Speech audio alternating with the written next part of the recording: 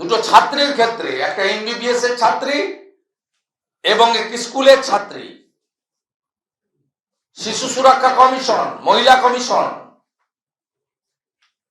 মুখ্যমন্ত্রী, তার পুলিশ, কথায় কথায় প্রেস কনফারেন্স যারা করেন, সুপ্রতিম সরকার, জাভেদ আলী, জাভেদ শামীম, কথায় কথায় প্রেস কনফারেন্স করেন, এরা কোথায়? এদের কেন দেখতে পাওয়া যাচ্ছে না? তৃণমূলের তোলাবাজিতে নিজেদের মধ্যে মারপিট হলে সিআইডি তদন্তের নির্দেশ হয়, সিট গঠন হয়। এক্ষেত্রে সাইলেন্ট কেন সরকার? ভারতীয় জনতা পার্টি জানতে চায়, বিরোধী দলনেতা প্রশ্ন করতে চায় পশ্চিমবাংলার পুলিশ তথা মন্ত্রী তথা মুখ্যমন্ত্রীকে।